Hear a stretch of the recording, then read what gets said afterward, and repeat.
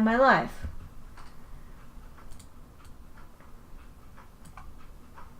Am I live? Oh, okay. Good. Okay. Let me just pull this up here. Okay. Here we go. Hi, Trevor.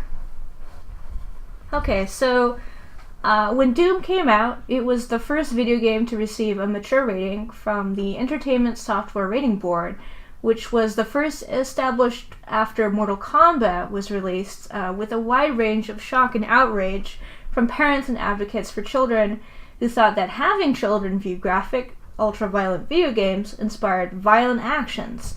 And in Germany, the game was banned and only lifted after 17 years. Doom has had a wide effect on the games industry, considering that Doom inspired other ultra-violent and hyper-masculine video games such as Duke Nukem 3D. The game separated into an us versus them mentality, where if you weren't with us, then you're against us, as in the case of Doom. Everybody who isn't you is someone that needs to be killed.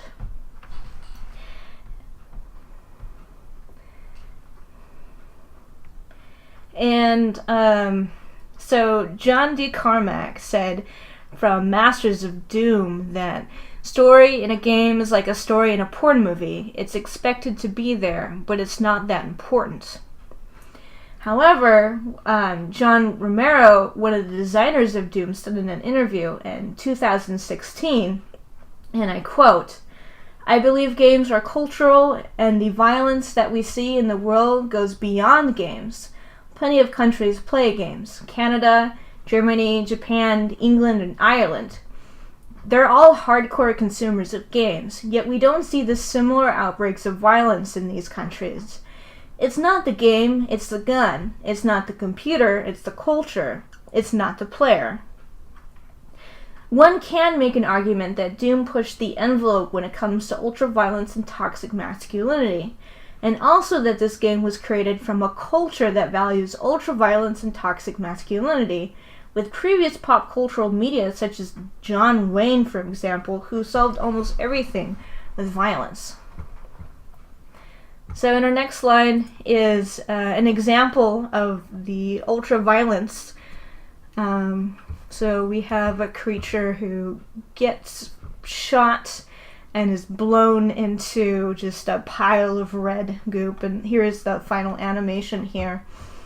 And an interesting thing that happened is that in 1999, after the Columbine shootings, it was revealed that the Columbine shooters were super fans of Doom.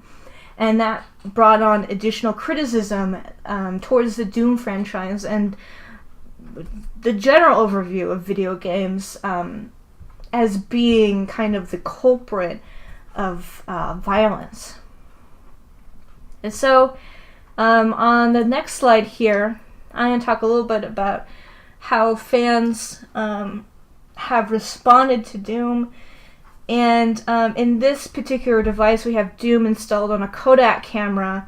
And there's this interesting culture where people are hacking into unconventional devices to install Doom. So there's an idea, it's like, can it run Doom? So you can see not just Kodaks, but also ATMs and billboards have been installed with Doom. And I'm trying to think, there's there might be some smartwatches that also has installed Doom on it. I've also seen pictures of people retro hacking previous systems that came out before Doom and put like rudimentary versions of Doom on it.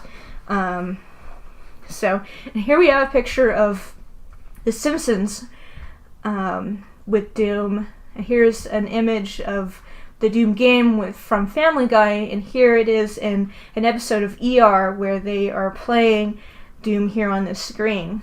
So Doom has had a pretty significant impact, not only just for video games, but for culture, considering that, and these are just top of the iceberg examples that I've seen, but it's significant amount of references that can be had here.